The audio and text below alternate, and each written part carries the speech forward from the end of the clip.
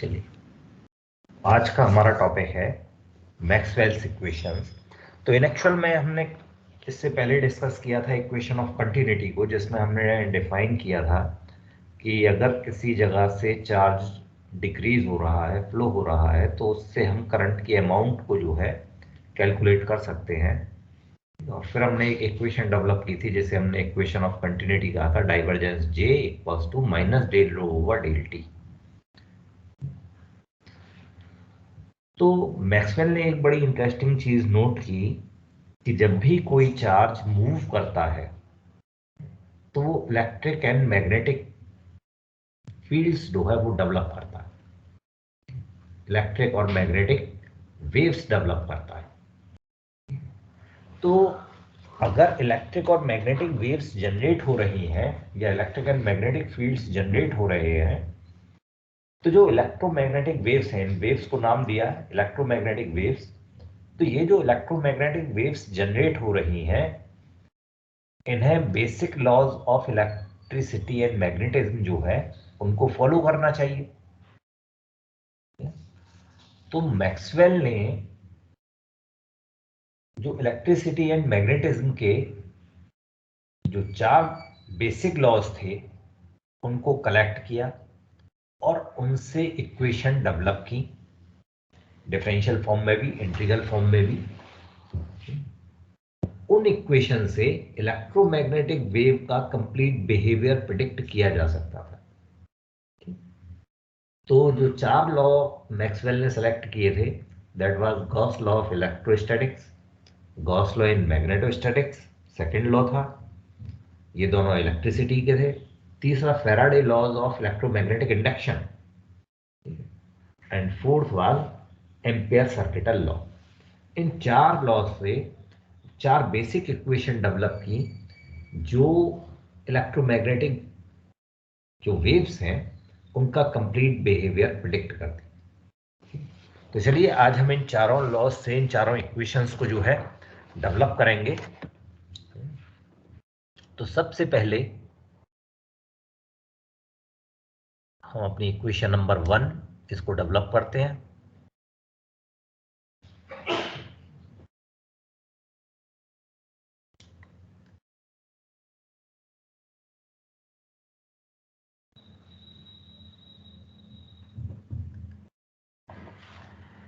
हमारी first equation, first law से, जो इलेक्ट्रिसिटी एंड मैग्नेटिज्म का जो फर्स्ट लॉ मैक्सवेल ने सेलेक्ट किया, गॉस लॉ इन इलेक्ट्रोस्टैटिक्स, वहां से डेवलप करेंगे।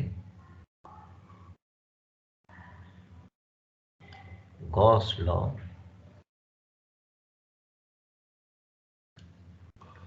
इन इलेक्ट्रोस्टैटिक्स,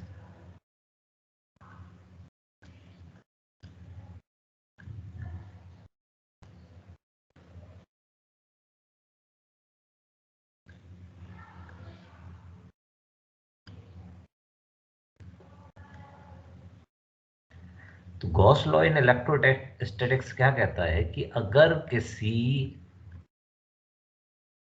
जगह पर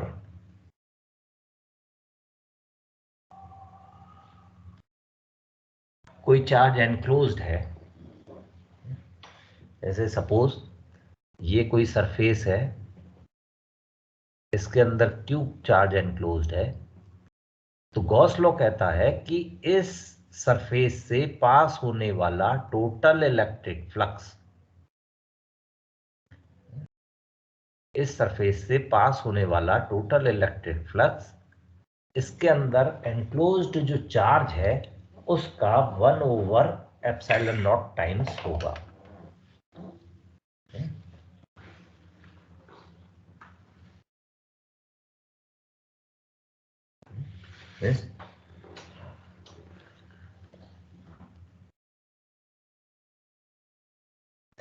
electric flux passing through any close surface is 1/ε0 times the total charge enclosed within that surface। ये गॉस लॉ इन इलेक्ट्रोस्टैटिक्स है। Means अगर हम इसे मैथमेटिकल फॉर्म में लिखें तो इलेक्ट्रिक फ्लक्स को हम डिनोट करते हैं फाई ई से। तो फाई ई इक्वल्स टू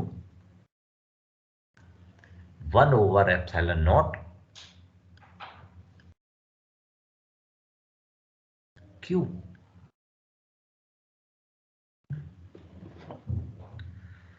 तो अगर जो है वॉल्यूम चार्ज डेंसिटी को हम रो कंसीडर करें, जो इस पूरे सरफेस में एनक्लोज्ड है, तो हम इसको वॉल्यूम चार्ज डेंसिटी की टर्म में इस तरह से लिख सकते हैं, जैसा हमने इक्वेशन ऑफ कंटिन्यूटी में भी लिखा था कि phi E equals to 1/ε0 volume integral rho dV।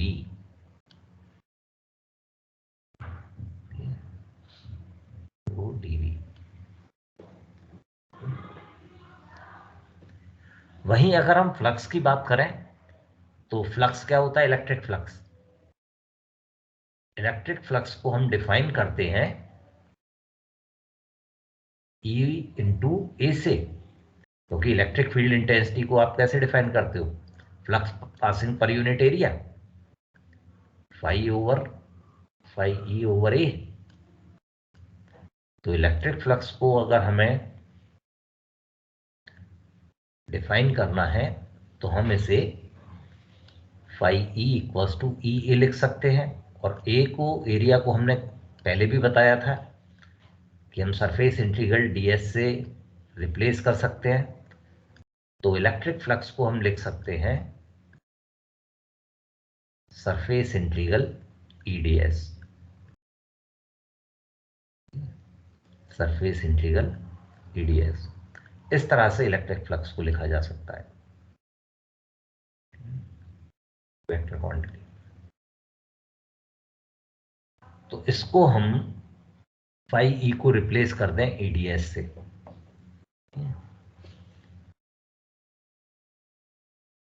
तो इसको हम लिख सकते हैं और surface integral EDS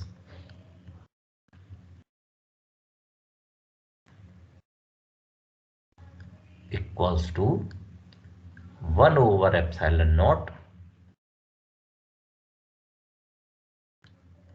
volume integral rho dV।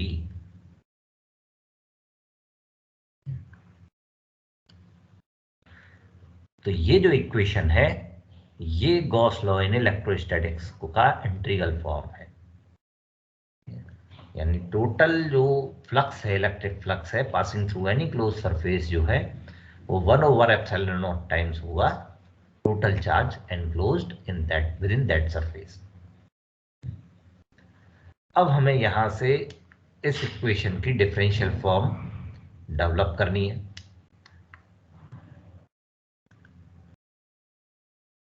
चलिए, तो इस इक्वेशन पे काम करने के लिए अगर हम देखें तो एक तरफ सरफेस इंटीग्रल है, एक तरफ वॉल्यूम इंटीग्रल है। हमें सबसे पहले दोनों तरफ के वेरिएबल सेम करने पड़ेंगे, ठीक है। तो इसके लिए क्या करना पड़ेगा? हमें गॉस डाइवर्जेंस थ्योरम का यूज करना पड़ेगा, जिससे सरफेस इंटीग्रल को वॉल्यूम इंटीग्रल में कन्वर्ट किया जा सकता है। तो using Gauss divergence theorem,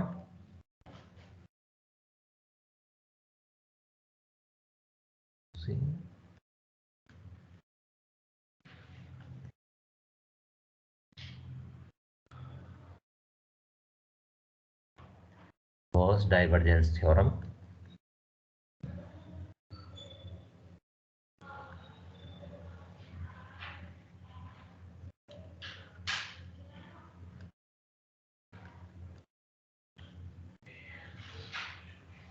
Gauss divergence theorem में हम सरफेस इंटीग्रल को वॉल्यूम इंटीग्रल में कन्वर्ट कर सकते हैं by taking divergence of that vector, यानी डाइवर्जेंस ई डीवी हो जाएगा ये। तो गॉस डाइवर्जेंस थ्योरम को अगर हम यूज करें तो ये इक्वेशन हो जाएगी हमारी वॉल्यूम इंटीग्रल डाइवर्जेंस ई DV 1/ε0 volume integral rho dv,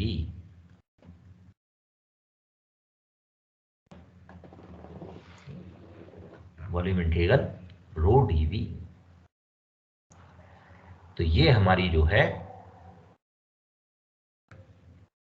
convert हो गई सरफेस इंटीग्रल से वॉल्यूम इंटीग्रल में equation.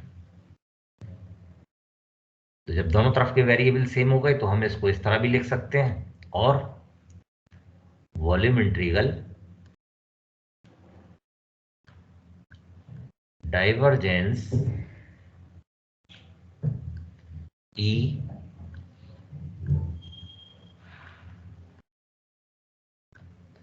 Minus rho over epsilon naught, ये इसको इधर शिफ्ट कर लिया हमने, rho over epsilon naught d V equals to 0।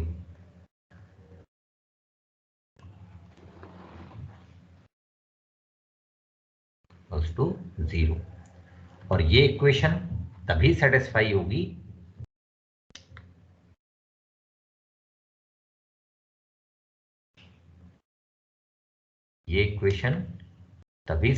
होगी जब डाइवर्जेंस ऑफ ई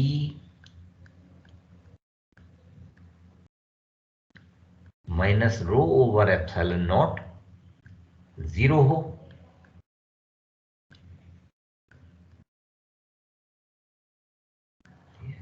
यानी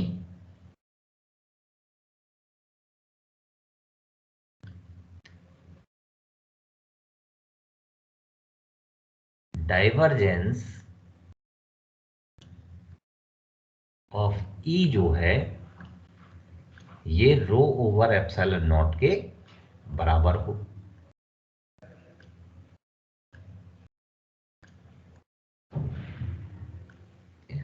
तभी ये इक्वेशन 0 होगी। डाइवर्जेंस तो आप समझते ही हैं, डेल डॉट ई।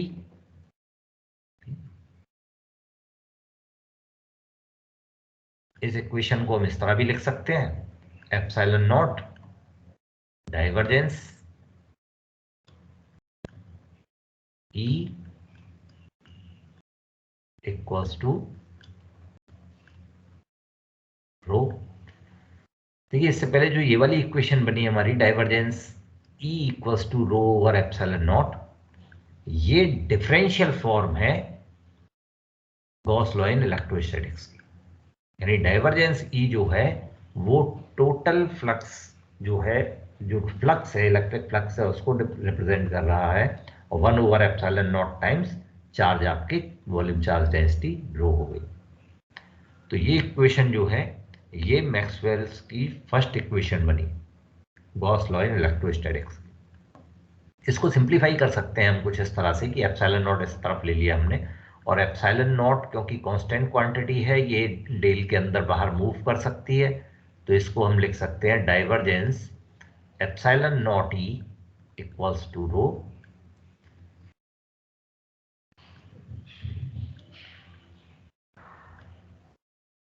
और एप्सिलॉन नॉट ई को हम बोलते हैं डी वेक्टर। ठीक है, ये भी इलेक्ट्रिक फील्ड इंटेंसिटी होती है, इसको डी वेक्टर बोलते हैं। Divergence D equals to rho, whereas d equals to epsilon naught e.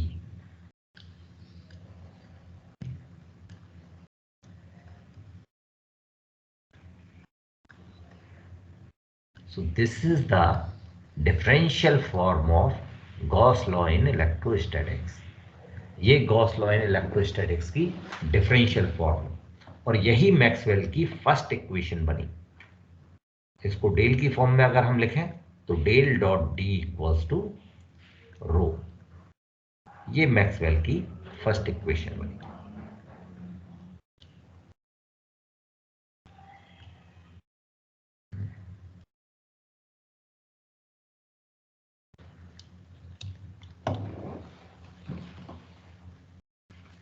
ठीक है, तो ये है मैक्सवेल्स की फर्स्ट इक्वेशन। सेकंड हमारा जो लॉ था that was Gauss law in magnetostatics. ये था ना गॉस लॉ इन मैग्नेटोस्टैटिक्स। तो मैक्सवेल ने जो सेकंड लॉ यूज किया डिफाइन करने के लिए, इक्वेशन डेवलप करने के लिए, तो वो था Gauss law in magnetostatics.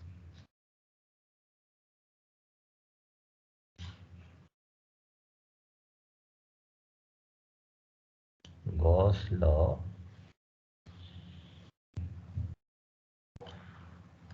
In magnetostatics.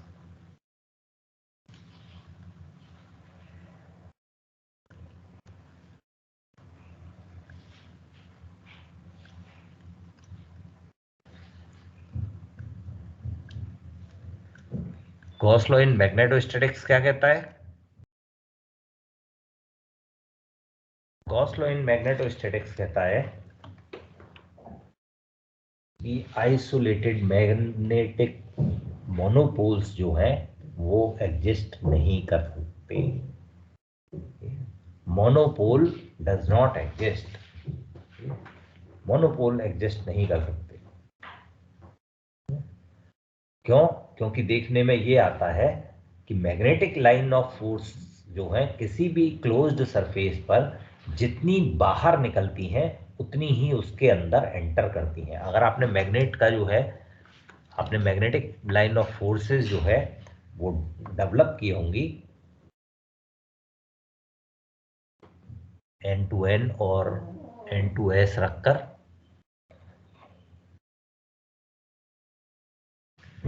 तो अगर आपको याद हो तो ये एक मैग्नेट था और उसकी आपने मैग्नेटिक लाइन ऑफ फोर्सेस जो डेवलप की होंगी वो कुछ इस तरह से की होंगी कि सरफेस जो है नॉर्थ से मैग्नेटिक लाइन ऑफ फोर्सेस निकलकर साउथ में एंटर करती हैं, इस तरह से बनाई होंगी। तो कुछ निकलकर सीधी इन्फिनिटी की ओर चली जाती हैं।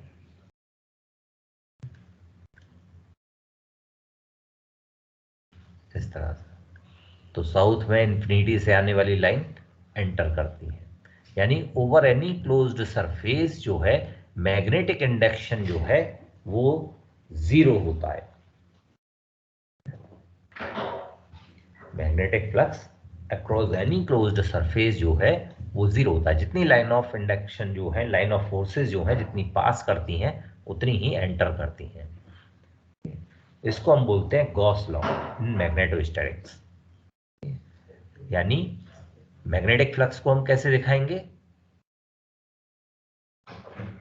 Phi B equals to zero.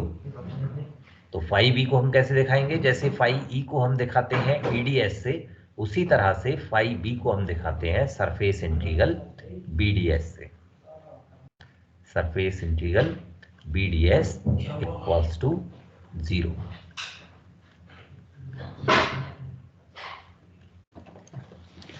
तो ये जो इक्वेशन है ये डिनोट करती है कि मैग्नेटिक मोनोपोल्स जो हैं वो एग्जिस्ट नहीं करते।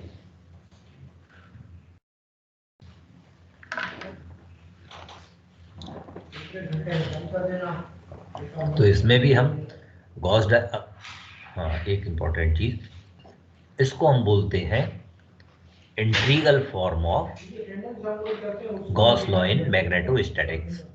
ये गॉस लॉ इन मैग्नेटोस्टैटिक्स की इंटीग्रल फॉर्म है। तो अगर हम इसकी डिफरेंशियल फॉर्म जनरेट करना चाहें तो हमें सरफेस इंटीग्रल को वॉल्यूम इंटीग्रल में कन्वर्ट कर लें गॉस लॉ इन मैग्नेटो वो गॉस डाइवर्जेंस थ्योरम से। तो यूजिंग गॉस डाइवर्जेंस थ्योरम,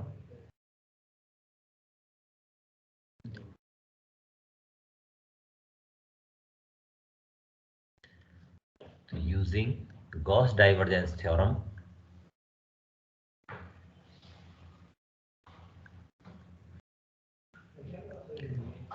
इसको हम लिख सकते हैं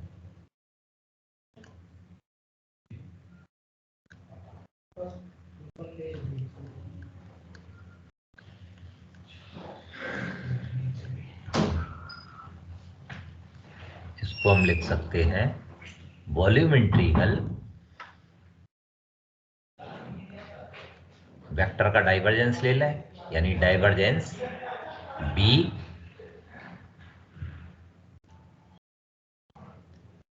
डीवी इक्वल्स टू 0।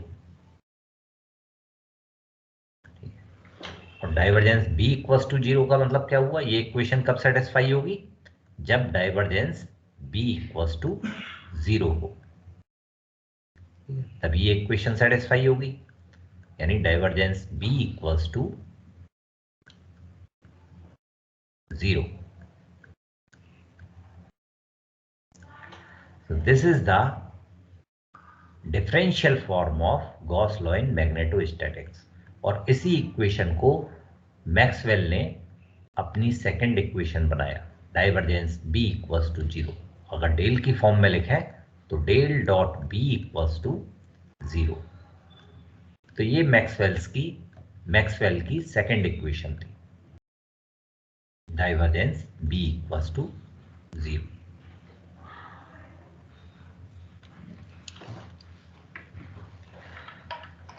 तो ये दो बेसिक इक्वेशन थी इलेक्ट्रिसिटी एंड मैग्नेटिज्म की।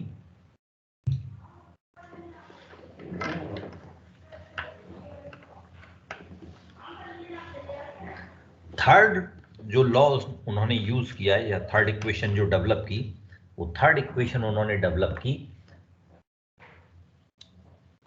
Faraday law of electromagnetic induction से। Faraday law of electromagnetic induction, तो equation number 3,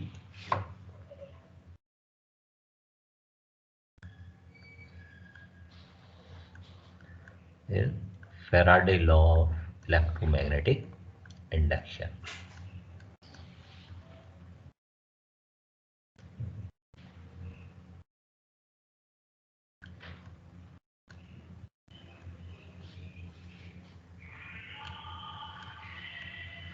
Faraday's law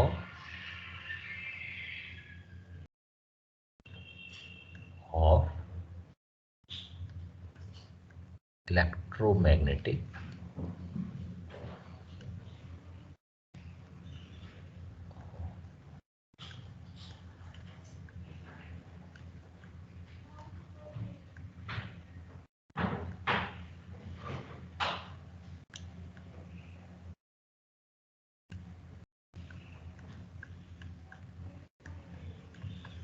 induction.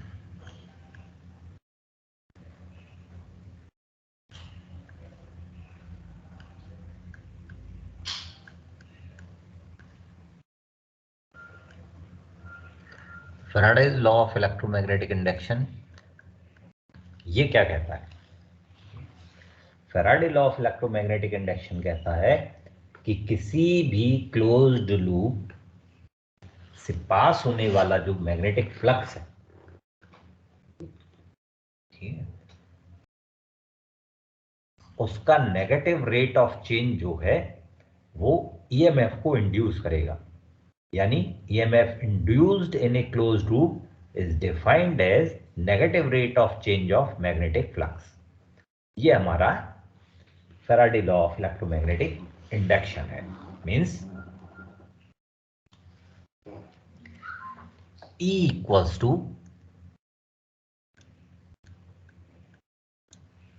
Small e equals to minus del phi B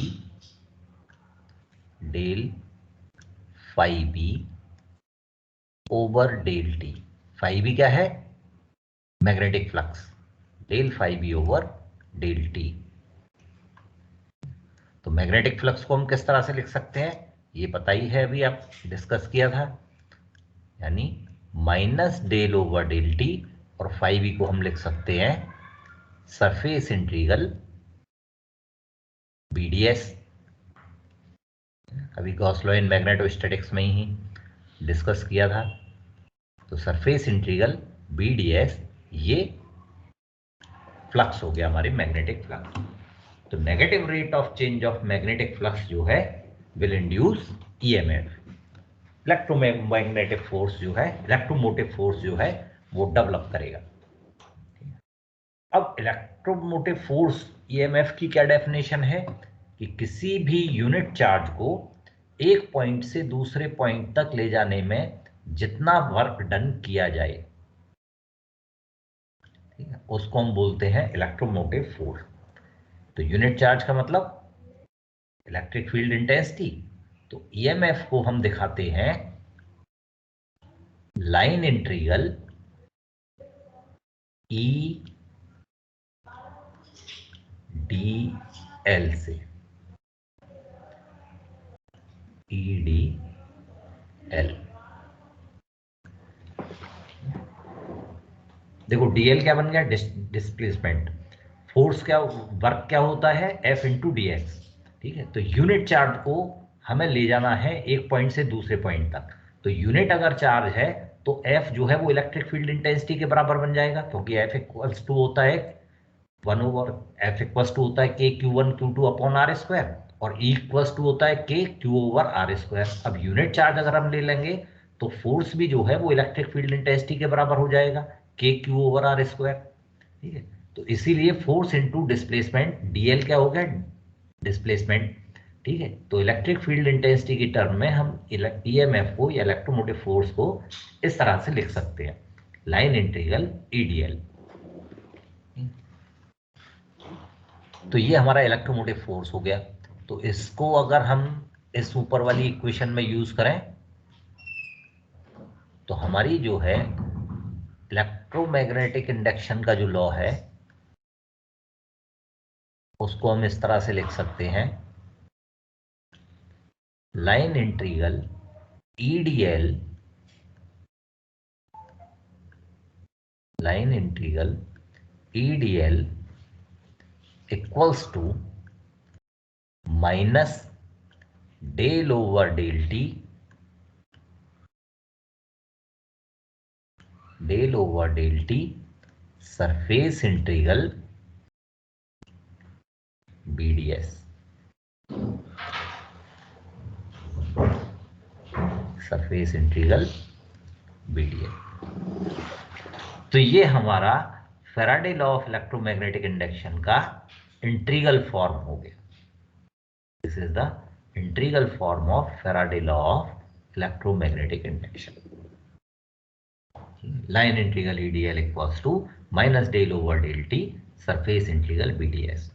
अब अगर हमें इसे डिफरेंशियल फॉर्म में कन्वर्ट करना है तो आप देख सकते हैं, एक तरफ सरफेस इंटीग्रल है, एक तरफ लाइन इंटीग्रल है। तो हमें जो है इस लाइन इंटीग्रल को सरफेस इंटीग्रल में कन्वर्ट करना पड़ेगा, और वो कैसे होगा, वो होगा स्टोक्स थ्योरम से। तो यूजिंग स्टोक्स थ्योरम, तो स्टोक्स थ्योरम का अगर हम यूज करें तो यूजिंग स्टोक्स थ्योरम,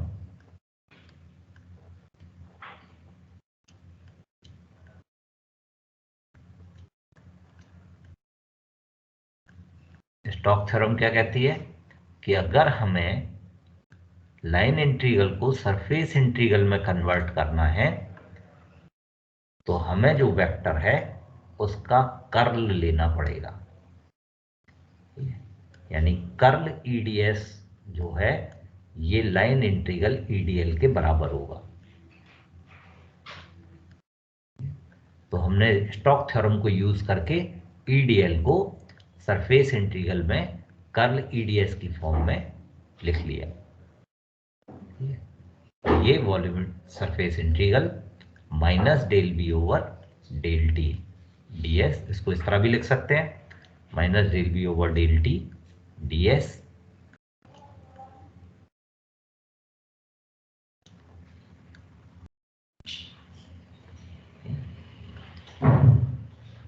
और ये इक्वेशन, अब देखो दोनों तरफ के वेरिएबल सेम हो गए, तो इस इक्वेशन से यहां से हम लिख सकते हैं कि curl E equals to, therefore curl E equals to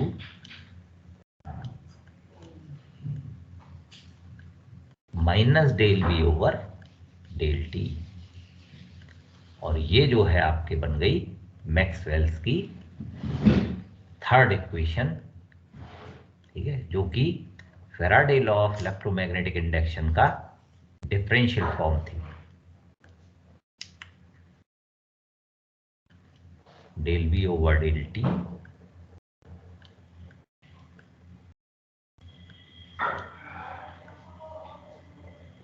ये differential form of Faraday law of electromagnetic induction हो गई। इसको हम in terms of del operator भी लिख सकते हैं इस तरह से, del cross E vector equals to minus del B over del T. तो ये हमारे थर्ड इक्वेशन थी।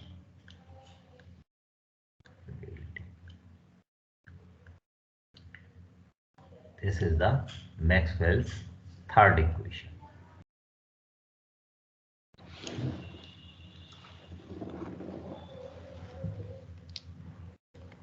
और अब फोर्थ इक्वेशन पर आते हैं।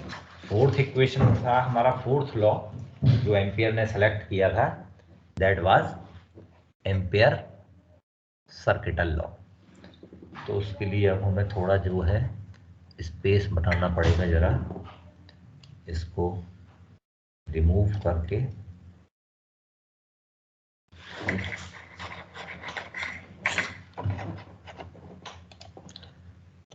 ये थोड़ा इरेज कर लेते हैं। तो काम करते हैं, इसी को इरेज कर लेते हैं, यहाँ पे जगह है हमारे पास।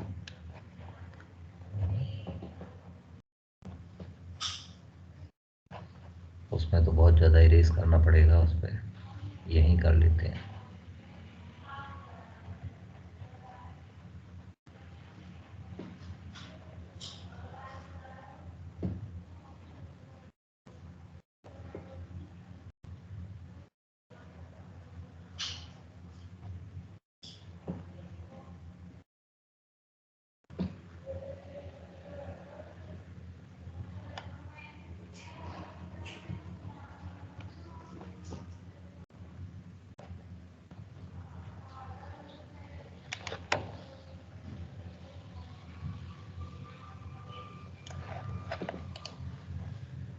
Fourth law is Ampere's circuital law.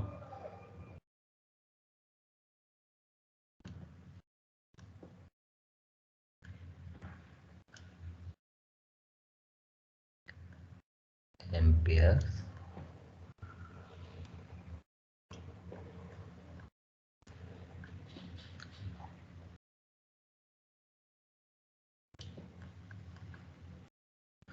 Ampere circuital law क्या कहता है? एम्पियर सर्किटल लॉ कहता है कि किसी भी क्लोज्ड लूप से पास होने वाला जो करंट है, किसी भी क्लोज्ड लूप से पास होने वाला जो करंट है वो मैग्नेटोमोटिव फोर्स डेवलप करेगा। Faraday law of electromagnetic induction कहता है कि इलेक्ट्रोमैग्नेटिक फोर्स डेवलप होगा minus del B over del t से, यानी मैग्नेटिक फ्लक्स से minus del phi over del t से magnetic flux develop EMF develop होगा। एम्पियर्स लॉ कहता है कि किसी भी क्लोज्ड लूप से पास होने वाला करंट वो मैग्नेटोमोटिव फोर्स डेवलप करेगा, आई। और मैग्नेटिक मोटिव फोर्स का मतलब जैसे वहां ईएमएफ या ईडीएल को डिनोट करता था, तो मैग्नेटिक मोटिव फोर्स एचडीएल को डिनोट करेगा। तो H D L equals to I, ये एम्पेयर सर्किटल लॉ है। आप लोगों ने इसे शायद B D L equals to mu naught I की फॉर्म में पढ़ा होगा। तो हम अगर इसको म्यू नॉट का मल्टीप्लाई कर दें तो म्यू नॉट एच जो है वो बी बन जाएगा, तो B D L equals to mu naught I बन जाएगा। इसी को एम्पेयर सर्किटल लॉ बोलते हैं। The line integral of magnetic field intensity around a closed path is equal to current enclosed by that path, यानी line integral H D L equals to I. पर I equals to आपने पढ़ा था JDS,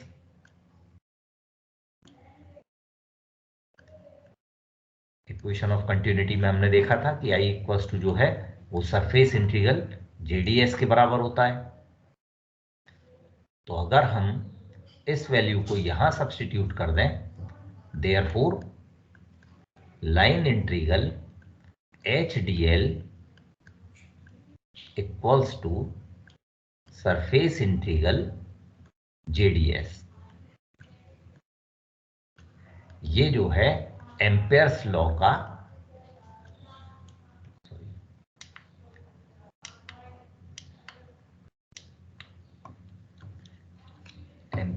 का differential form, वो integral form हो जाएगा। तो जरा हमें ये गलत हो गया, ठीक करना पड़ेगा। तो JDS,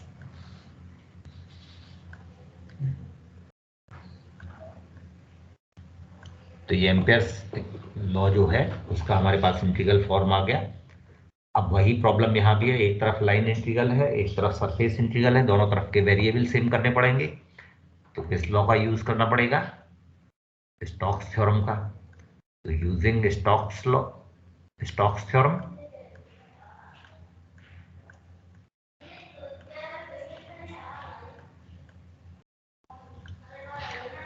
using Stokes theorem,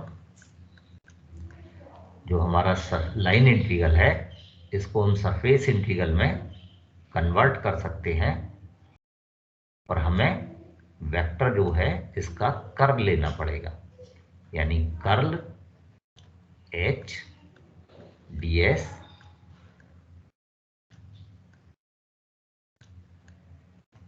equals to surface integral JDS।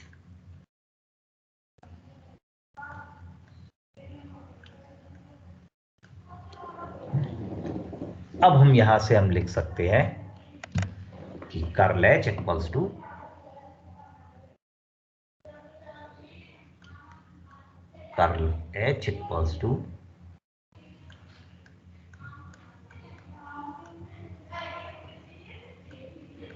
J vector.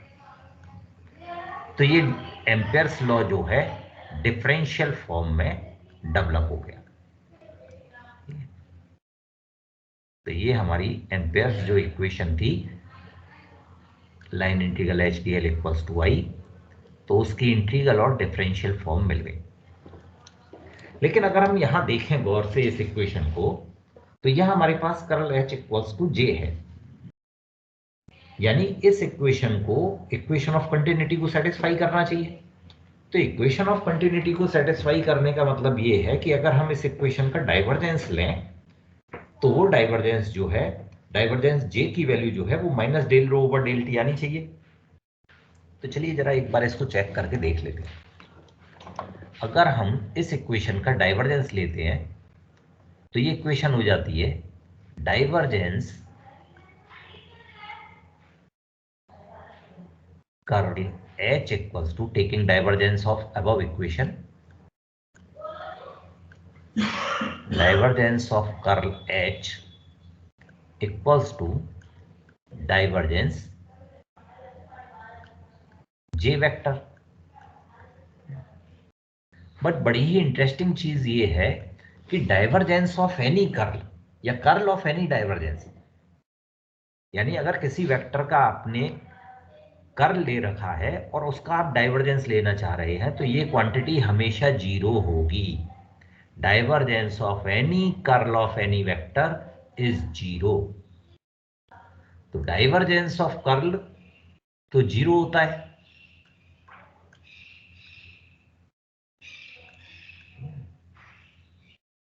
तो डाइवर्जेंस ऑफ कर्ल जीरो होता है, तो इसका मतलब डाइवर्जेंस ऑफ कर्ल H जो है ये जीरो होगा।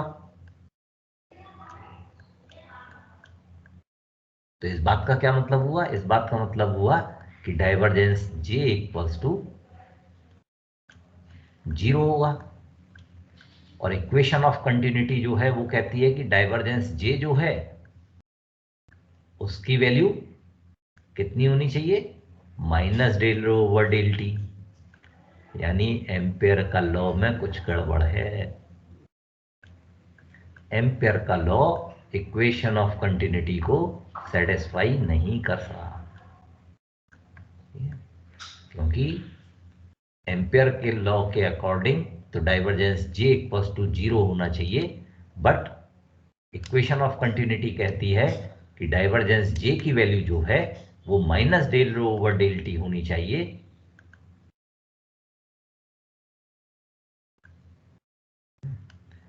डाइवर्जेंस जे की value minus del rho over del T होनी चाहिए, पर ऐसा यहां पर नहीं मिल रहा। तो इसका मतलब क्या है? इस बात को हम कुछ इस तरह भी कह सकते हैं कि एम्पियर का लॉ जो है वो सब जगह वैलिड नहीं है, ठीक है, कुछ ही जगह पर वैलिड है। एम्पियर का लॉ उस जगह पर वैलिड नहीं है जहां पर रो जो है, चार्ज जो है, वो टाइम का डिपेंडेंट फंक्शन है। क्योंकि अगर टाइम का डिपेंडेंट फंक्शन होगा तो चार्ज की वैल्यू आएगी। अगर टाइम का इंडिपेंडेंट फंक्शन है चार्ज जो है, रो जो है, तो del over del T zero हो जाएगा। यानी उस जगह पर ये इक्वेशन काम नहीं करेगी जहां पर चार्ज जो है वो टाइम का डिपेंडेंट फंक्शन है। उस जगह ठीक से काम करेगी जहां चार्ज जो है वो टाइम का इंडिपेंडेंट फंक्शन है। तो कौन कौन सी जगह है जहां पर चार्ज जो है वो टाइम का डिपेंडेंट फंक्शन है और टाइम का इंडिपेंडेंट फंक्शन है? तो टाइम का इंडिपेंडेंट फंक्शन की अगर आप देखें तो जैसे only R circuit, only L R circuit, only L circuit, ये वो सर्किट है जहां पर करंट जो है या चार्ज जो है वो टाइम का इंडिपेंडेंट फंक्शन है। लेकिन वहीं अगर हम ओनली सी सर्किट में बात करें तो charging and discharging of capacitor, ठीक है, तो चार्ज वहां पर टाइम का डिपेंडेंट फंक्शन है। यानी एम्पियर की जो इक्वेशन है, एम्पियर का जो लॉ है, वो only C circuit, C R circuit, L C circuit, L C R circuit, इन पर काम नहीं करता। तो एम्पियर का क्यों वहां पर काम नहीं करता? इसके लिए बड़ी एक इंटरेस्टिंग चीज है, जरा थोड़ा सा यहां समझना पड़ेगा। अगर मैं यहाँ कैपेसिटर को एक बनाऊं, एक रफ डायग्राम वो बनाया है मैंने सिंबल, और ये मैंने इसमें करंट फ्लो कराया है, ठीक है। तो कैपेसिटर की अगर हम बात करें तो कैपेसिटर में जब हम करंट फ्लो कराते हैं तो करंट वायर के थ्रू तो चलो कंडक्ट करता हुआ आ रहा है, ठीक है, वायर के थ्रू तो करंट कंडक्ट करता हुआ चल रहा है, ठीक है? लेकिन कैपेसिटर, कैपेसिटर तो एक इस तरह की डिवाइस है जिसकी प्लेट्स के बीच में डाइलेक्ट्रिक्स फिल होता है। डाइलेक्ट्रिक्स मतलब इंसुलेटर, और इंसुलेटर का क्या मतलब हुआ कि वहां से करंट पास नहीं होगा। तो फिर कैपेसिटर से करंट कैसे पास हो जाता है? कैपेसिटर से करंट जो पास होता है वो होता है ड्यू टू फील्ड। क्योंकि ऐसा माना जाता है कि जैसे ही चार्जेस कैपेसिटर की प्लेट पर डेवलप होते हैं, पहुंचते हैं, तो प्लस चार्ज अगर इस प्लेट पर डेवलप हुआ है तो ऑटोमेटिकली माइनस चार्ज दूसरी वाली प्लेट पर डेवलप हो जाता है। तो चार्जेस फ्लो नहीं होते लेकिन चार्जेस इंड्यूस्ड हो जाते हैं दूसरी प्लेट पर। यानी ड्यू टू फील्ड जो है वो करंट पास होता है। तो जो हमारी बेसिक करंट की डेफिनेशन थी, इसका मतलब उसमें भी कहीं कोई गड़बड़ है। टोटल करंट जो है वो ड्यू टू कंडक्शन करंट और due to current, due to field, इनका सम होना चाहिए। और यही जो है वो मैक्सवेल्स, वो एम्पियर की जो फोर्थ इक्वेशन में थी, एम्पियर के जो सर्किटल लॉ था उसमें इस कमी से, इस बात से, ये सॉरी, इक्वेशन ऑफ कंटिन्यूटी से ये मालूम पड़ा कि एम्पेयर्स की जो फोर्थ इक्वेशन है उसमें थोड़ी कमी है, और वो कमी करंट की जो बेसिक डेफिनेशन है वहां पर कमी की वजह से है। यानी वहां पर करंट का ये ड्यू टू फील्ड वाला जो फैक्टर है ये मिसिंग है, और इसी मिसिंग फैक्टर को हम बोलते हैं डिस्प्लेसमेंट करंट, ठीक है, जो कि फील्ड की वजह से डेवलप होता है, ना कि कोई ऐसा करंट है जो वहां से डिस्प्लेस होकर बह रहा हो। ये वहां से मिसिंग टर्म है। तो इसी को हम बोलते हैं करंट ड्यू टू फील्ड जो है डिस्प्लेसमेंट करंट। इसको मैक्सवेल ने फिर इंट्रोड्यूस किया, और किस तरह से इंट्रोड्यूस किया अब ये देखते हैं इसको। मैक्सवेल ने क्या किया कि मैक्सवेल ने जो बेसिक इक्वेशन थी एम्पियर के लॉ को सही फॉर्म में लेकर आने के लिए, मॉडिफाई करने के लिए, उसने जो बेसिक इक्वेशन थी, इस इक्वेशन में एक टर्म ऐड किया JD. Curl H equals to जो बेसिक इक्वेशन थी इक्वल्स टू J, इसमें एक टर्म ऐड किया JD वेक्टर डिस्प्लेसमेंट करंट का,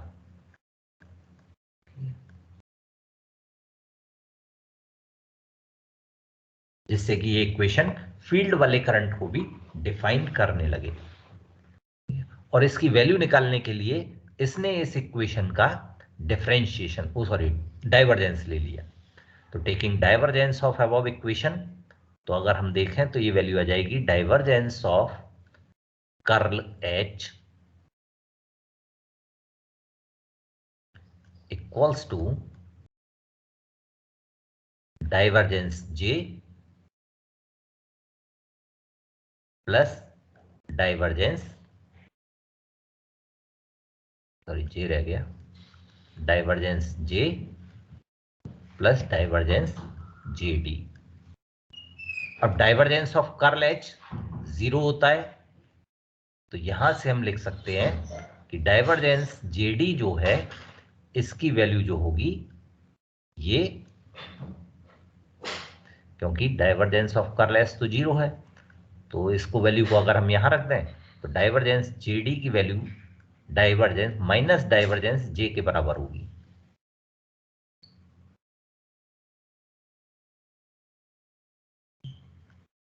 फिर मैक्सवेल ने क्या किया कि डाइवर्जेंस J की वैल्यू यहां से रख दी इक्वेशन ऑफ कंटिन्यूटी से।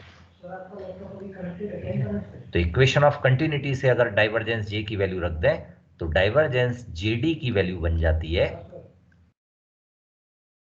Del rho over del T, और हमें चाहिए JD की वैल्यू। यहां हमें डाइवर्जेंस JD की वैल्यू मिली है, तो JD की वैल्यू के लिए हमें इधर डाइवर्जेंस लेकर आना पड़ेगा। इसके लिए मैक्सवेल ने अपनी जो फर्स्ट इक्वेशन है, फर्स्ट इक्वेशन क्या है, डाइवर्जेंस D इक्वल्स टू रो, तो रो की वैल्यू डाइवर्जेंस D रख दी। D क्या है, इलेक्ट्रिक फील्ड इंटेंसिटी। तो यूजिंग मैक्सवेल्स फर्स्ट इक्वेशंस हम यहां divergence JD equals to del over del T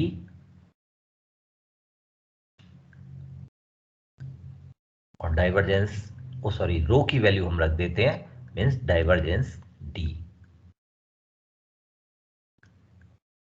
तो अब क्योंकि D डाइवर्जेंस जो है वो पोजीशन का फंक्शन है, del over del X, del over del Y, del over del Z, और ये डेल ओवर डेल टी है, यानी डाइवर्जेंस बाहर आ सकता है। तो इस इक्वेशन को हम लिख सकते हैं divergence del T over del T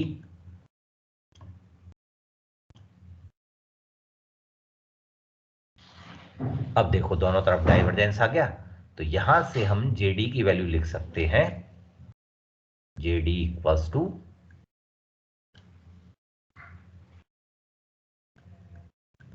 del D over del T.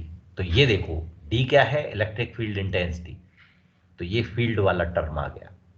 तो इस तरह से डिस्प्लेसमेंट करंट की हेल्प से इस इक्वेशन को, एम्पियर्स इक्वेशन को मैक्सवेल ने मॉडिफाई किया, इस वैल्यू को यहां रख दी, तो जो फाइनल इक्वेशन बनती है that is curl H equals to J vector plus del D vector over del T, और this was the Maxwell's fourth equation means modified Ampere circuital law, curl H equals to del D over del T। ये Maxwell की fourth equation बनी थी। Del की form में अगर हम इसे लिखें तो del cross H equals to J vector plus del D vector over del T।